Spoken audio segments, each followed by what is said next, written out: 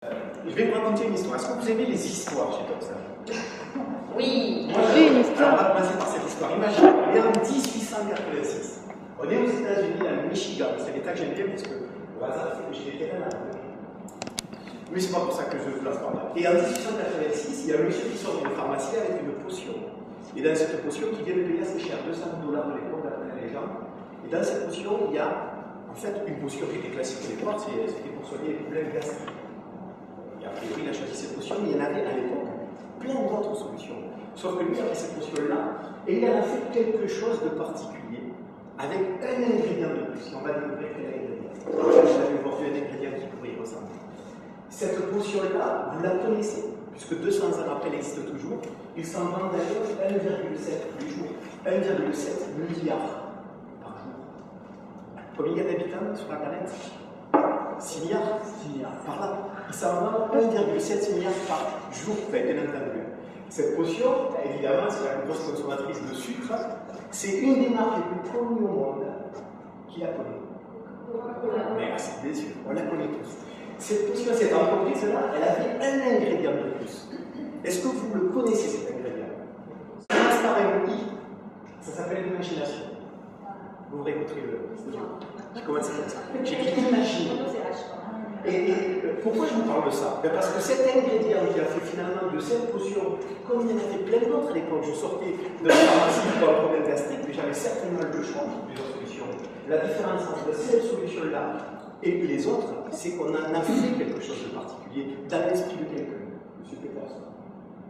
Pourquoi je vous parle de ça? Qu'est-ce que ça vient faire ici avec Toxan? Je crois aujourd'hui, avec mon œil extérieur, par rapport à vous, Toxan, je crois que vous avez un ingrédient qui vous détache définitivement des autres. Les autres, ce sont les gens qui vendent l'habillement, bien entendu. Je compare les potions avec les autres potions. Je compare votre profession avec les autres professions classiques qui consistent à habiller les gens.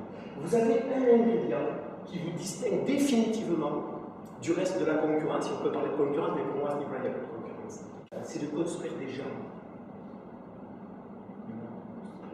Construire des gens. Est-ce que vous avez remarqué qu'à l'école, on apprend plein de choses, mais pas les plus importantes? Est-ce qu'on apprend à l'école à se nourrir, à être heureux, à réussir sa vie de couple, à être un bon père, à gérer son argent, c'est mon métier, à s'habiller, à prendre soin de soi, à avoir une meilleure image de soi? Les choses les plus importantes, on les apprend à l'école. Et la confiance, c'est la découle, évidemment. Pourquoi je vous dis ça? À chaque fois qu'on a quelque chose de fondamental, retenez qu'il y a un business derrière. On a dit l'alimentation, il y a un business incroyable, multimilliardaire. Le conseil financier, multimilliardaire. Le fait d'être heureux dans son couple, etc., là aussi, il y a un business multimilliardaire. Et là, on parle de changer, de prendre soin de son apparence, d'être mieux. D'ailleurs, vous avez remarqué, il y a des émissions qui sont pour vous des vitrines incroyables. Une émission sur le walking, et vous savez comment elle s'appelle? Nouveau look, nouvelle vie. Est-ce que ça ne veut pas dire que quand j'ai un nouveau look, j'ai une vie qui peut basculer? Je crois. On a tous fait l'expérience, d'ailleurs, de s'habiller d'une certaine façon, et d'être d'une certaine façon, et dès lors qu'on est habillé un peu de classe, on n'est plus le même. Et vous avez cette magie entre les mains. Entendez ce mot, qui est désintéressé, parce que je n'ai pas d'intérêt dans votre affaire. Je suis là pour vous donner ce que je pense être le meilleur de moi-même, mais en aucun cas, d'ailleurs on va en parler pour vous convaincre de quoi que ce soit. Et pourquoi je dis ça? Je dis que vous avez entre les mains quelque chose qui est magique, parce que effectivement l'ingrédient supplémentaire qui fait la différence entre vous et le reste du monde, si on peut le dire comme ça, c'est de construire les gens. Et vous avez la particularité de pouvoir la construire à deux niveaux. Premier niveau, c'est construire l'image des gens. Parce qu'on a vu que si on construit une image des gens, on travaille sur leur confiance en eux, il y a de fortes chances qu'ils soient bien meilleurs dans leur vie de couple, dans leur travail, dans leur vie au sens large, sur leur confiance en eux, etc. Mais pas que. La proposition de Toxan, c'est bien plus que ça. C'est le fait de se dire on peut construire des gens avec leur image, mais on peut construire des revenus pour les gens. On peut permettre à des gens d'avoir une deuxième source de revenus dans un premier temps. Et peut-être à un moment donné, une source de revenus suffisante pour qu'on soit indépendant financièrement. Elle est là la double proposition. Construire des gens chez vous, c'est une double lecture. Construire l'apparence extérieure pour mieux construire l'intérieur, et puis construire la surface financière pour mieux construire l'avenir des gens. Vous connaissez tous la société Apple, alors j'en vois et j'aime beaucoup cette marque-là. Elle a une particularité, Apple, c'est qu'elle a compris, je pense très tôt, qu'il y avait un message qui était particulièrement d'actualité en ce moment. Le plus important, c'est le why, nous dit Apple. Pourquoi je fais quelque chose? C'est 90% de la chose. Et je vais vous prendre un exemple, plutôt que de vous dénoncer une grande théorie fumeuse qui est vérifiable finalement dans la vie. Imaginons maintenant qu'on prenne une planche de 20 cm de large, 10 mètres de long. Et on me demande, à moi, Richard Sanchez, dans le média digital, de traverser cette planche. On me dit, tu sais quoi, est-ce que tu es capable de traverser la planche pour 20 $, 20 €, on est en France, 20 €. Ben oui, monsieur, pour 20 €, c'est 20 € vite gagné, c'est parti. Et maintenant, on prend la même planche et on me la met à 100 mètres de hauteur, entre deux buildings. Richard Sanchez, toujours capable de traverser pour 20 €. Alors vous ne me connaissez pas plus que ça, moi j'ai eu le vertige. À 10 mètres, je suis déjà pas bien. Donc à 100 mètres, je ne vous dis même pas. C'est. Alors, c'est bien, tu vas me taper pour la plage que je ne fais pas. Pour 20 €, je ne le fais pas. Mais est-ce que pour 1 million d'euros, je le fais? Moi pas. Alors pourquoi? Parce que je dis, il challenge. Mais dans mon cas, moi, je sais que, me connaissant, parce que déjà à 10 mètres, je pète bien, alors à 100 mètres, je ne dis même pas, il y a de fortes chances que je ne passe pas de côté, parce que je ne pète bien du tout. Et donc, ma fille vaut plus d'1 million $. De vous avoir, pour 10 millions, je ne l'ai toujours pas. J'estime que ma vie vaut beaucoup plus que de merde, il a quand même son nom marqué sur les chemises, merci comme ça. Mais ce que je veux dire par là, c'est que si maintenant on me dit, de l'autre côté de la planche, tu as ton conjoint, Marlène, comme certains connaissent, Maïva et Laura, les deux filles. Et il y a le feu, et c'est la solitude. À votre avis, j'y vais. Même si ça va être certainement un quatre pattes et pas très esthétique pour le coup, je vais certainement vivre la peur de ma vie, on est bien d'accord. Mais j'irai. Parce que j'ai un pourquoi. Et parce que j'ai ce pourquoi, vous avez remarqué, mon niveau d'énergie n'est pas le même. Mon niveau de motivation, la raison pour laquelle je vais faire les choses n'est plus les mêmes. Ce qui m'arrête ne m'arrête plus. Ma peur du vertige, du vide, etc. Tu parles entre choisir de risquer ma vie et sauver celle de mes enfants, mon choix est fait. D'accord? Pourquoi je parle de ça? Parce que le why est fondamental. Il est fondamental parce qu'on est dans un métier, encore une fois, le why est pourquoi, je décode, je fais mon malin, on est dans un métier où ça va être vraiment l'ingrédient majeur. Je vous disais tout à l'heure que vous avez une double mission qui est celle de construire les gens et de leur permettre, dans un premier niveau, de construire leur apparence physique pour construire leur apparence intérieure, et également de construire des sources de revenus. Mais plus important encore, dans le why, il y a un ratio que vous connaissez peut-être qui est la loi des 20-80. Le 20-80, c'est une théorie, a priori, qui dit que 20% de certaines choses génèrent 80% des résultats. Ok? Et quand on y réfléchit, 20% de ce que l'on fait, réellement génère 80% des résultats. Et 80% du reste ne génère peut-être que 20%. À vous de trouver vos 20 et vos 80, mais je vais vous mettre sur la boîte. Ben, l'idée, c'est que j'ai découvert, en fait, et j'ai mis longtemps pour y arriver, comme quoi, il ne faut pas désespérer. J'ai découvert au bout de certainement une petite vingtaine d'années, en fait, que cette loi des 20-80, elle s'appliquait dans notre métier et dans le marketing de réseau en particulier, mais d'une façon un peu bizarre.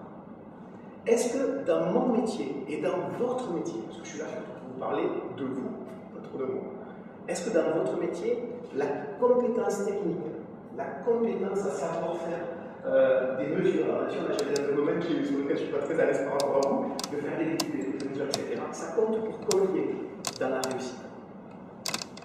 80 ou 20? 20. Et alors c'est quoi les 80 restants? Parce que si on a déjà pris les 20, c'est quoi les 80? Si on a déjà pris les 20 qui sont de la compétence technique, il nous reste 80 à placer. Mais on les met dans quoi? On les met dans une case qui pour moi est. Je ne cherche pas à vous convaincre, mais juste à vous donner, à vous partager mon idée, mais pour moi, ces 80 là, ça tient à nous, l'attitude. Derrière cette attitude, qu'est-ce que je vais mettre plus particulièrement? Parce que derrière, ça n'est jamais que des mots. Je vais vous prendre des exemples très concrets. Quand je vais voir quelqu'un, je fais comme vous du commerce. C'est-à-dire que j'ai une relation avec les clients. D'ailleurs, de vous à moi, qui n'en a pas? Donc, quand on se dit, tu es un vendeur, oui, mais et toi, tu fais quoi? Moi, je suis enseignant, d'accord, tu vas ton savoir à des élèves. Ok. Et puis l'autre, il est quoi? Il est fonctionnaire. Alors, toi, tu vas aussi ton temps à un employeur qui s'appelle l'État. Donc, on vend tous quelque chose, on est bien d'accord là-dessus, ça c'est bien. On fait toujours la vente. Néanmoins, il y a une façon de faire de la vente qui est la façon qu'on a appris depuis des générations. Et puis, il y a une nouvelle façon que je vous invite à explorer. Et vous m'en direz des nouvelles, en tout cas moi, depuis que je suis rentré dans cette version-là, c'est beaucoup plus intéressant. La première version, c'est une version qui consiste à dire, voilà, je suis là pour convaincre, je suis là pour motiver, je suis là pour vendre une idée. D'accord? Ce que j'ai découvert, c'est que quand je fais ça, et vous avez vu ce que j'ai fait, je fais un pas en avant. Quand je cherche à convaincre quelqu'un, je suis en train de faire un pas en avant. Quand je cherche à séduire quelqu'un, je suis en train de faire un pas en avant. D'accord? Parce que séduire à distance, c'est très compliqué. Par contre, la séduction, c'est je vais au-devant. Le problème, et vous, mesdames, vous savez mieux que n'importe qui, mais quand la personne est intéressée, c'est l'agression. On est bien d'accord? La personnalité, elle rentre dans ma bulle. Elle rentre dans mon univers. Et selon comment je suis disposé, je ne vais pas super bien le vivre. Quand je suis dans la conviction, quand je suis en train de convaincre, de vendre quoi que ce soit, je suis dans une attitude, un état d'esprit où je fais un pas en avant. Si la personne est OK, si elle fait un pas en avant elle aussi. Néanmoins, si, vous savez, on est tous des animaux, si j'avance devant un animal sauvage, vous avez vu ce qu'il fait? Il fait ça. Parce que le rameneur son ouvert, parce que ça nous en parle beaucoup mieux que nous, rapprochons-nous avant. Mais c'est ça l'idée, c'est que psychologiquement, si l'autre avance, on recule. En revanche, si maintenant je cherche plutôt qu'à convaincre, plutôt qu'à motiver, parce que la motivation, ça va dire le temps où on va être ensemble, on est bien d'accord. Il n'y a plus rien, donc temps perdu. Je cherche plutôt, je vais lui substituer notre mot, inspirer. Si je cherche à inspirer, ce que j'essaie de faire présentement ici avec vous, parce que j'ai rien à vendre, plutôt chercher à vous inspirer, c'est vous donner envie de faire ce pas vers moi ou vers votre avenir. Moi, je suis qu'un prétexte, je ne suis pas le message, je suis le messager. Ouais. Si je cherche à vous inspirer, pas pareil. Dans le sens où moi, je reste à ma place. Dans le sens où vous faites un pas vers moi. Ça veut dire que déjà, je ne suis pas dans l'intrusion, je ne suis pas en train de rentrer dans votre univers, je ne suis pas en train de vous agresser. Vous n'êtes pas en train de le vivre de la même façon, très certainement. Mais plus important encore, c'est que non seulement c'est vous qui faites un pas vers moi, mais l'autre idée, c'est que si vous ne faites pas un pas vers moi, vous savez quoi? J'ai pas les mots. Parce que qu'est-ce qui me permet de savoir que je suis dans une attitude, dans une autre attitude? Qu'est-ce qui me permet de savoir que je suis dans une attitude où je cherche à convaincre l'autre plutôt qu'à l'inspirer? Mais c'est quand il va me dire non. Quand il va me dire non, c'est facile. Et ça, c'est un bon révélateur, prenez-le vraiment pour vous. Quand la personne me dit non, c'est que j'étais demandeur, c'est que j'avais besoin de lui. Et je n'étais pas offreur. Si la personne me dit non, et que je n'ai pas les boules, c'est que j'étais en train de lui faire un cadeau. Et il ne le prend pas. Je n'ai pas besoin de l'autre. L'autre a besoin de moi, mais il ne le sait pas. Et tout le challenge pour moi, ça va être de lui donner envie de venir en moi. D'accord? Inspirer plutôt que de convaincre. Alors, pour cela, je vais vous raconter une histoire qui est croustillante parce qu'elle est vécue. Là, je parle comme un livre, finalement. C'est super. Bon, retour dans le monde réel maintenant. Richard Sanchez, il fait un rendez-vous en juillet 2010. Et ce rendez-vous-là se passe super bien, à savoir que le monsieur lui a dit le fameux mot. Alors, je sais que vous, ça ne vous arrive pas, mais soyez gentil, vous me faites plaisir, bien que ça va appeler de temps en temps. Le fameux mot qui tient en 3 lettres, vous savez. Celui qu'on aime bien entendre. Non. Je sais que ça ne m'arrive pas, mais bon, faites-moi plaisir, parce que je veux faire moins seul sur la scène. Et ce gars-là me dit non à ma proposition. Et vous savez quoi, ça fait des années, quand je suis dans une relation commerciale, où mon objectif à moi, c'est d'inspirer l'autre. Sauf que là, j'ai pas aimé ce que j'ai entendu. C'est vraiment comme ça que ça s'est passé. On était en juillet 2010, j'arrive, je jette la sacoche au petit vendredi soir. Pas trop loin parce qu'elle est toujours là, et bon, je dis plus non, parce que je pense qu'on me dit non très souvent, plus souvent que nous. Et arrête, et je m'en fiche, et ça c'est bon. Et donc cette fois-là, je n'ai pas aimé ce moment. À la fois sur le fond et sur la forme. Je ne sais pas si ça vous arrive, mais en tout cas moi ça m'est arrivé, et fortement. Et vous savez quoi, non seulement j'ai jeté la sacoche, je me suis mis à moi, quand on a son compte, on a moins ce luxe-là, et je dis stop, je passe ça, je n'ai pas aimé ce que j'ai entendu, je n'ai pas aimé la façon dont j'ai entendu. Et puis je passe, comme le veut la tradition chez les Sanchez, le vendredi soir, en famille, en train de jouer avec les filles, etc. Ok, très bien. Sauf que dans la nuit, et le lendemain matin, je me réveille en faisant un cauchemar. Et le cauchemar, il était croustillant, c'est que je suis dans un métier de conseil financier, je suis sur l'énergie d'argent, et en l'occurrence, j'étais dans mon cauchemar, j'étais dans un bureau d'avocat. Et je sortais d'un rendez-vous avec un gros avocat, grand avocat, et ce gars-là venait me dire, devinez quoi? C'est vrai. Et donc, il venait me dire non. Et Et puis, je croise vraiment dans le couloir, je croise un conseiller qui était d'une autre région, donc il n'avait rien à faire là, a priori. Et je lui dis, Steve, puisque c'est de Steve Cassé dont il s'agit, qu'est-ce que tu fais là? Eh bien, écoute, je suis bien comme toi, j'ai pas dit, super, ça va bien, super. Et il me dit, alors comment ça s'est passé? Ben, je lui dis, j'ai fait un entretien, mais bon, la personne n'est pas intéressée. Et donc, non. Et je lui dis, toi? Il me dit, extra, on est en train de monter des opérations, non seulement il est content, mais en plus il va me recommander à tout son entourage, mais à tous ses associés dans le cabinet, extra. Dans le genre de rêve qui va se renforcer un peu plus, ça fait mal d'accord.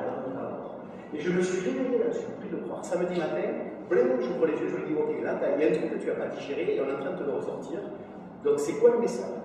Et là, je fais un truc, c'est que je me lève, je fais un petit bisou à ma chérie parce qu'il était 6 h du matin, à dire, j'étais un peu. Non, je ne voudrais pas la détail. Et donc, je me lève et je vais chercher un livre.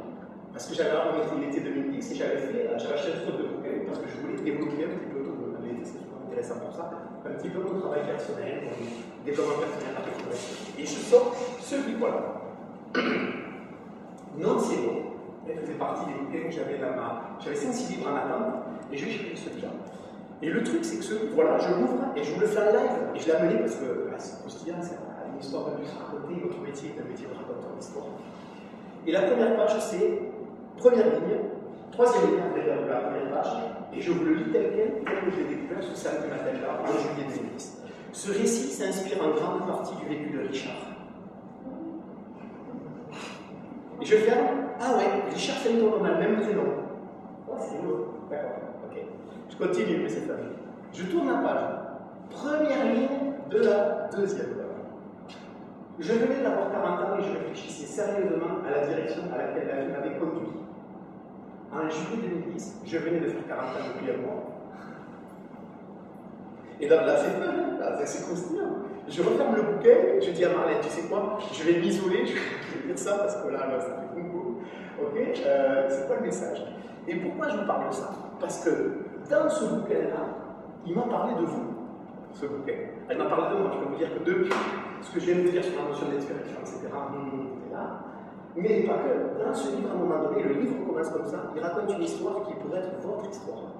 Et c'est l'histoire d'un magasin avec un conseiller en habillement, vendeur d'habits pour hommes, réellement transformé. C'est vraiment l'histoire de ce livre-là, dans les premières pages de la couleur.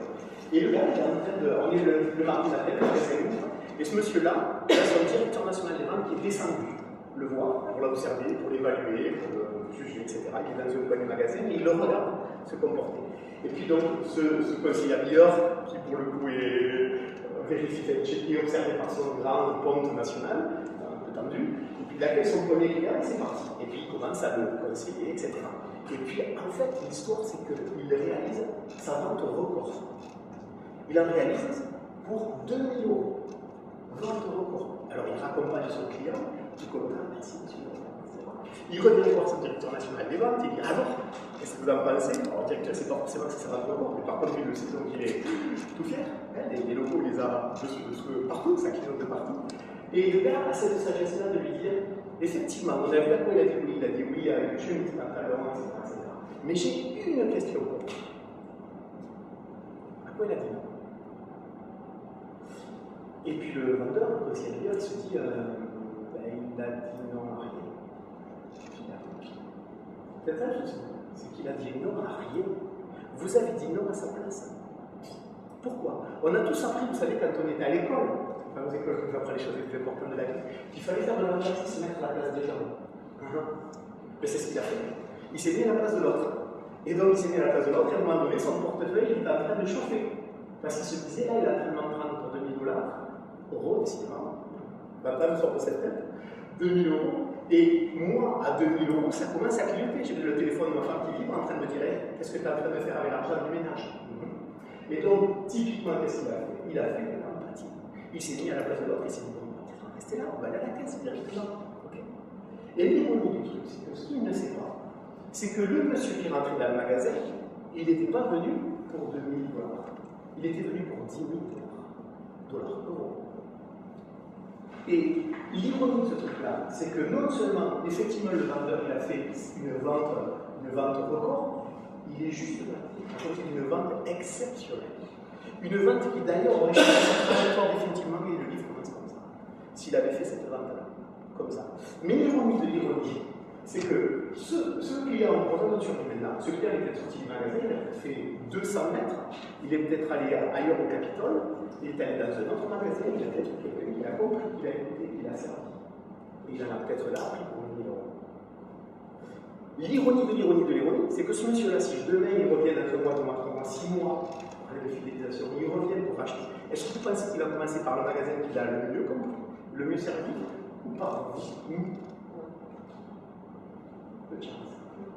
Ce que je veux dire par là, et l'histoire est vraiment, et elle commence comme ça, et le livre commence comme ça, c'est que le nom est fondamental à comprendre dans nos métiers. Très souvent, on va se dire, le nom est vraiment quelque chose qui, on n'aime pas entendu les noms, qui va casser une relation, qui va nous mettre dans la structure. Le nom, ça coupe un petit peu les ponts. Sauf que de vous à moi, et je suis très mauvais en psychologie féminine, donc excusez d'ores et déjà cette aventure un peu hasardeusement, mais quand la dame, la demoiselle nous dit non, est-ce que c'est vraiment non?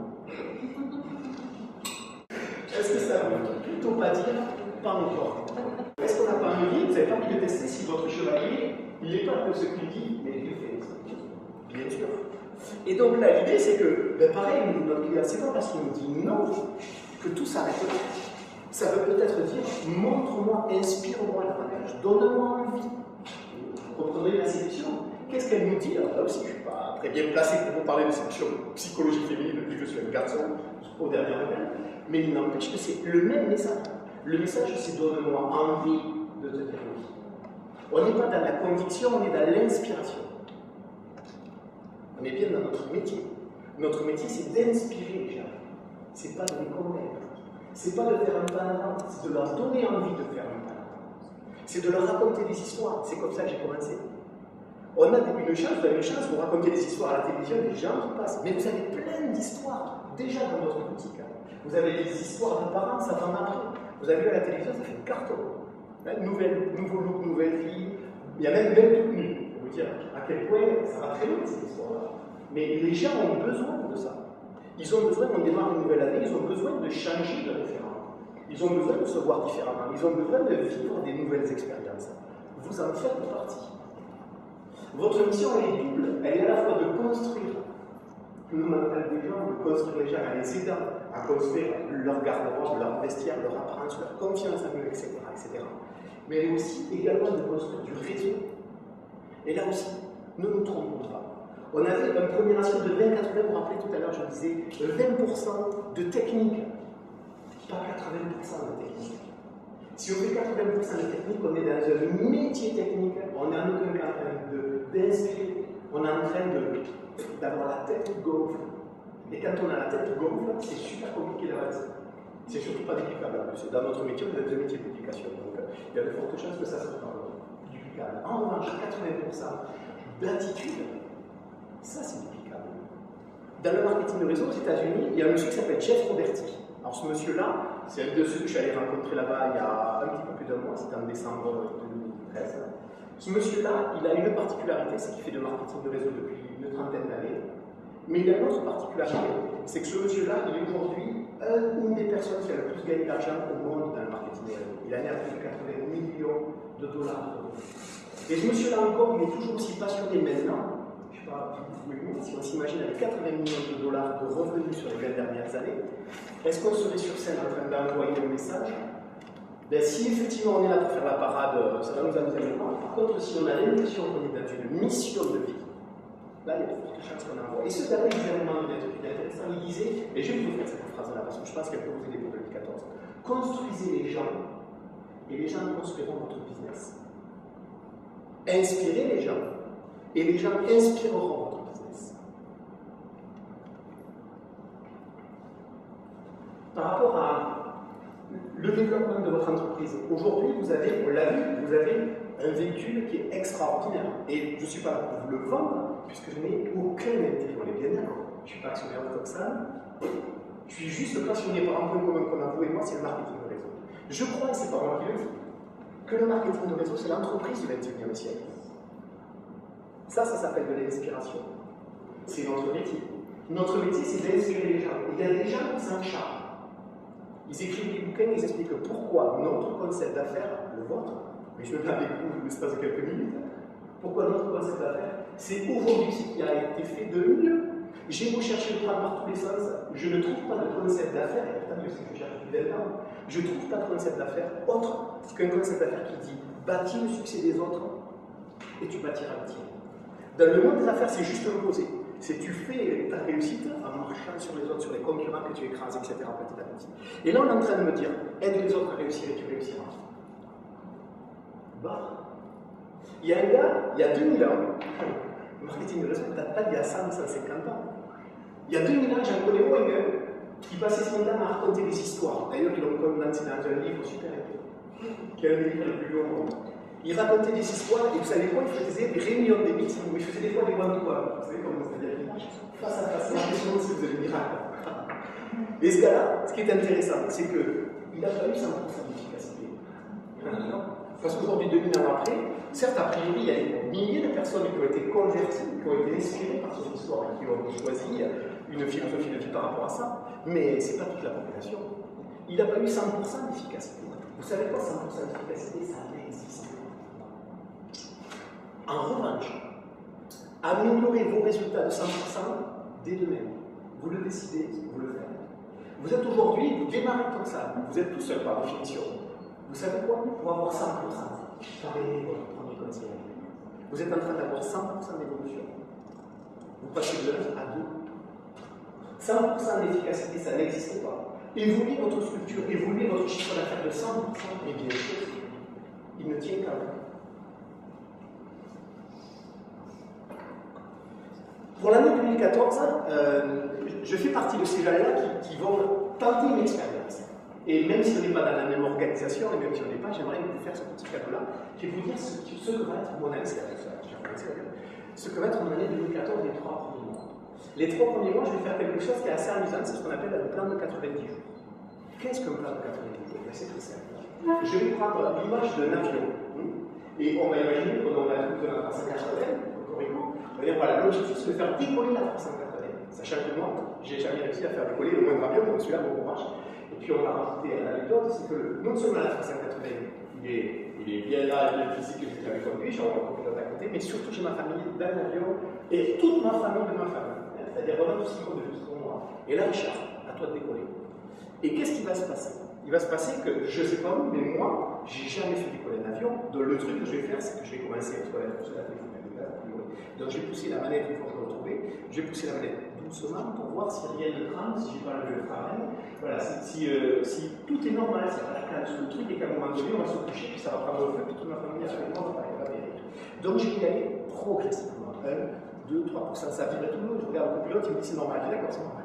On continue, et on a 2, 3, 4%. Ça y est, je commence à sortir de mon inertie et j'avance. 5, 6, 7, 8, 10%, ok. A priori, tout va bien. J'ai des clignotes, il y a 25 000 tableaux, mais il y en a pas un qui a l'air d'être orange. Je continue. 7, 8, 9, 10, 12, 13, 14, 15, 16, 20%, ça va de mieux en mieux. Et puis là, j'ai quelqu'un qui me tape sur l'épaule. Tu vois, c'est le copilote. Qu'est-ce qu'il y a? Il me dit stop, arrête tout, tu vas me tuer. Je dis non, je ne vais pas me tuer, je suis en train de vous faire décoller. Non, non, tu vas me tuer. La piste, elle ne fait pas 45 km. Au bout de la piste, il y a des arbres, il y a des habitations. Là maintenant, le point de non-retour, tu arrêtes tout de suite ou tu me tues parce que tu vas la écraser. Je dis voilà, tata, explique-moi. Ben ouais, pour faire décoller l'avion, on a tous appris au prix la vie. Vous avez vu comment on décolle? Plein de gaz, à fond. Il n'y a qu'une seule façon de faire décoller un avion, c'est à fond. Si maintenant j'essaie de faire décoller un avion petit à petit, qu'est-ce qui va se passer? Prenons l'image de votre activité comme ça. L'idée c'est de refaire décoller l'avion en 2014. D'accord? C'est pour ça que je vais vous parler et vous inspirer, j'espère. Ben, l'idée c'est de le faire décoller en 2014. Mais si je vais doucement, qu'est-ce qui va se passer? Alors je vais vous la faire en live. On est en janvier. Allez, c'est parti. J'y vais, je vais retrouver les premiers clients. Éventuellement, je vais peut-être faire un peu de développement. L'autre live va nous inspirer. Ouais, c'était sympa son truc, mais moi je n'ai pas encore retenu ce qu'il a dit. Puis bon, dans tous les cas, c'est pas YouTube la même métier que nous, dans tous les cas. Et là, on est déjà fin janvier, puis après on passe à février. Bon, peut-être qu'il faudrait que je me mette en mouvement, parce que la planète, il faut que je monte l'examen, ou éventuellement, puis j'ai peut-être besoin d'un peu d'argent. Et on est en mars, etc. Mais je vous la fais court. Mais qu'est-ce qui va se passer? C'est couper certains temps. Et le côté d'autre, ça va être le conjoint qui va me dire hey, mais compose-toi, arrête, tu vois bien que ça marche pas. Tu vois bien que tu fais des rendez-vous, tu vois bien qu'en ce moment, alors qu'il est, tu es là, alors que tu devrais être je ne sais pas où, ça ne fonctionne pas. Arrête. D'accord. Et le truc, c'est que 9 fois sur 10, on va l'écouter parce que peut-être au bout d'un certain temps qu'elle nous tape sur les poings, on va dire, elle a peut-être raison. Je suis peut-être en train de me scratcher. Ben oui, tu vas forcément te scratcher la faute. Parce que si tu, la fondation, excusez-moi, ben si tu ne mets pas le paquet, tes commentaires vont fonctionner. Qu'est-ce qui fait qu'Amazon, Apple, Facebook, eBay ont même point en commun, c'est qu'ils ont tous fait, ces 4 sociétés de plein un plan de 90 jours. Quand ils ont démarré comme ça. Ils n'ont pas démarré comme ça. Et aujourd'hui, une seule façon de réussir dans les affaires, à tous les coups, une seule, c'est démarrer à fond. Si je démarre progressivement lentement, la concurrence, la conjoncture, les amis bienveillants, la famille, l'entourage, les clients, les médias, la crise aura raison de moi.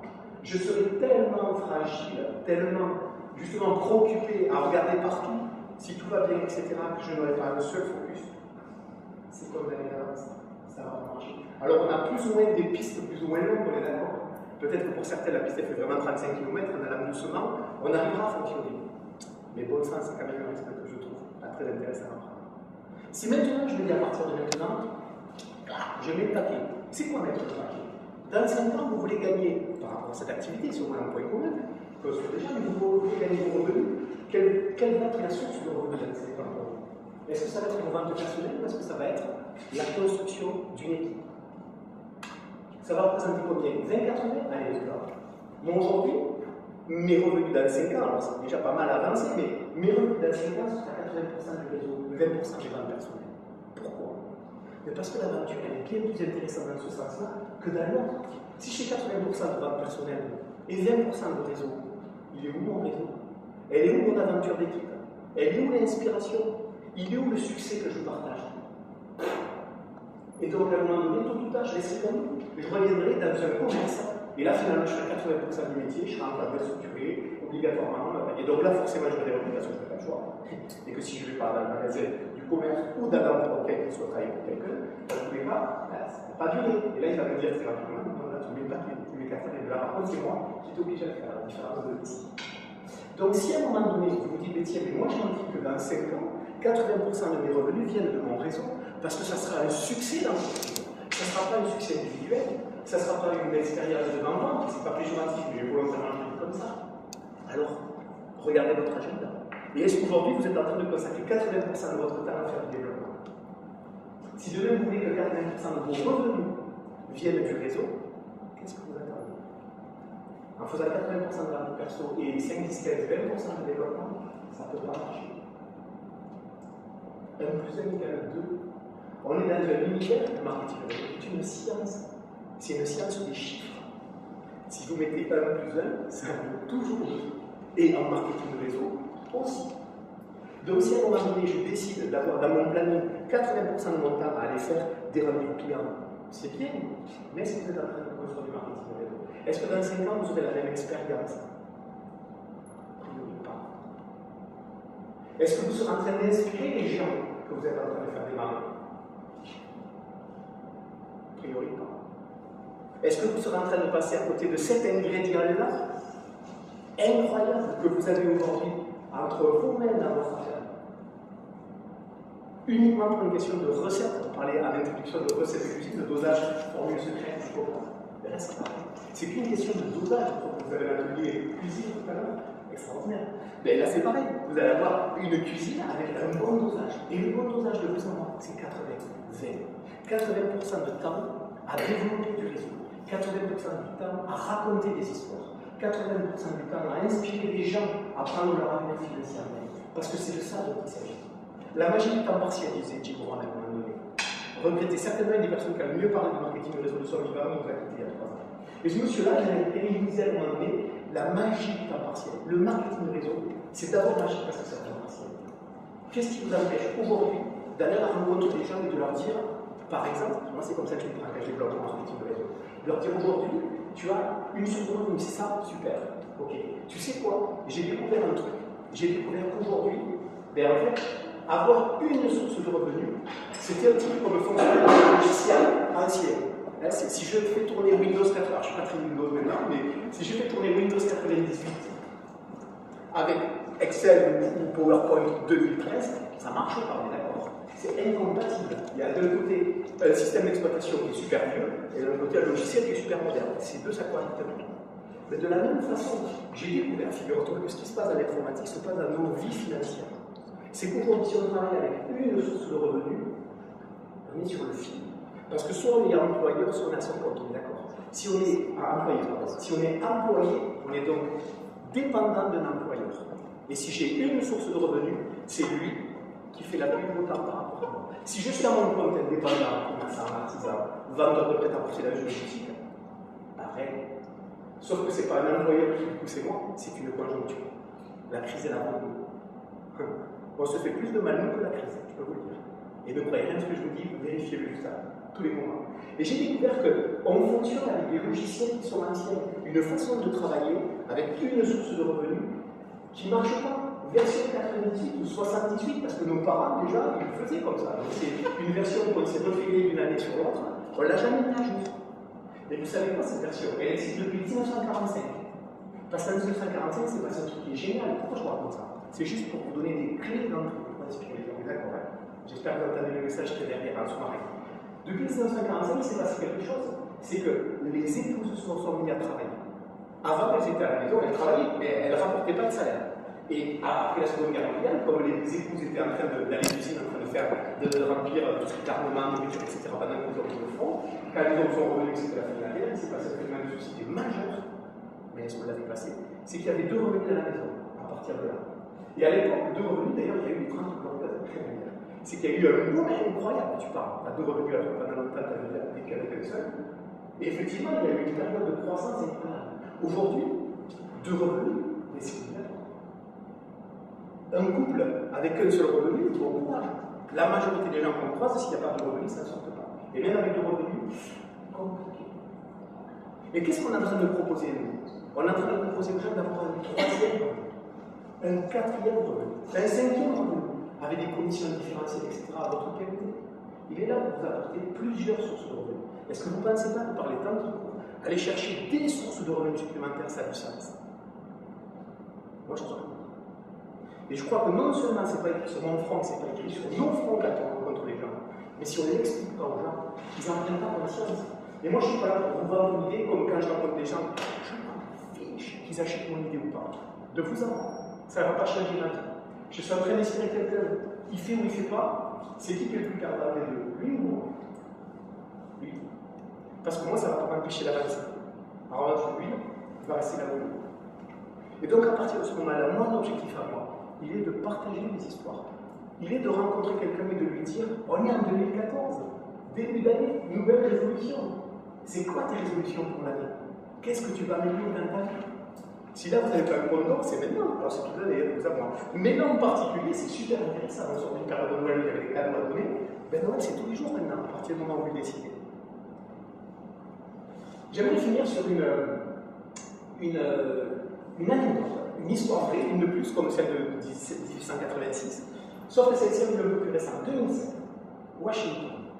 Imaginez, et cette expérience, parce que c'est une expérience vraie, elle a été filmée sur YouTube, on est dans une station de métro, et dans cette station de métro, il y a un monsieur qui fait la manche. Il y a des caméras cachées, les gens ne le savent pas, et ce gars joue du violon. Et en fait, avec cette caméra cachée, en 2007, c'est le Washington Post, qui a fait cette expérience, et vous la trouverez sur YouTube. Et tout simplement, ils ont filmé pendant 1 heure de temps, sachant qu'il y avait 1000 personnes qui passaient devant la personne, et puis 10-15 gens qui se sont arrêtés pour écouter, qui ont mis 2-3 piécettes, etc. Et à la fin de l'expérience d'une heure, il avait récolté aux alentours de $30. Si je fais dans le sens.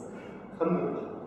Et l'idée, c'est qu'ils ont arrêté l'expérience au bout d'une heure, parce qu'en fait, c'est quelqu'un qui s'était approché un peu trop près, qu'il a mis, et puis qui vraiment a essayé de parler avec la personne, ce qui n'est pas très commun, parce que c'est vrai, les gens qui font la manche, je fais que passer, on les écoute à la plueur, mais de là s'intéresser à eux, à part qu'ils fassent du marketing réseau, mais aux dernières nouvelles, c'est pas le cas. Et en fait, le gars s'est approché de la personne parce qu'il a reconnu la personne qui joue au violon. Cette personne-là s'appelle Joshua Bell. Il est né en 67, il a une quarantaine d'années. C'est aujourd'hui un prodige du violon. Il est en train d'interpréter sur l'heure qui s'est écoulée les morceaux les plus difficiles à jouer au violon au monde. Et non seulement il jouait ce qu'il y a de plus difficile, mais il jouait sur un Stradivarius de 1713, modèle Gibson, $3,5 millions. Il en reste 10 dans le monde. Et donc, effectivement, pour plein de gens qui sont passés à côté, ben, il y en a plein qui est en train de faire du bruit de fond. Et comme moi, peut-être pour certains, je suis en train de faire du bruit de fond. Peut-être. Peut-être à peine plus que la clé. Et puis pour d'autres, en l'occurrence celui-là, il avait un peu peut-être l'œil affûté, il était un petit peu initié. Lui, il a reconnu qu'il y avait un génie derrière, il y avait un talent qui est en train non seulement d'exprimer son art, alors l'acoustique de la mais néanmoins, la virtuosité elle était quand même là. Et ce qui est dingue, c'est que cette expérience-là qui s'est faite en 2007, une semaine avant, ce même gars à New York qui avait joué, il a été payé, alors chaque personne avait payé $150 de l'heure pour l'écouter faire la même chose. Ce qui valait 150, alors sachant que la salle était full, une des plus prestigieuses salles de New York, full à chiffrer, même déjà qui a été refusé, ils ont payé $150 alors qu'une semaine après, le gars était dans le métro pour rien. Ou pas grand chose, parce qu'on pouvait lui donner ou deux, parce qu'il a récupéré $30. Ma question est la suivante, et je vais en finir là-dessus. Parce que cette question-là, elle s'adresse à vous. Est-ce que vous allez laisser les gens définir la valeur que vous valez? Est-ce que vous allez laisser la concurrence, la crise, la conjoncture, le conjoint, les clients, les médias, définir la valeur que vous valez? Si vous le faites, vous vaudrez quelques euros de l'heure. C'est ce prix-là que c'est payé pour. La question reste posée. C'est maintenant que vous verrez. Bon succès à vous.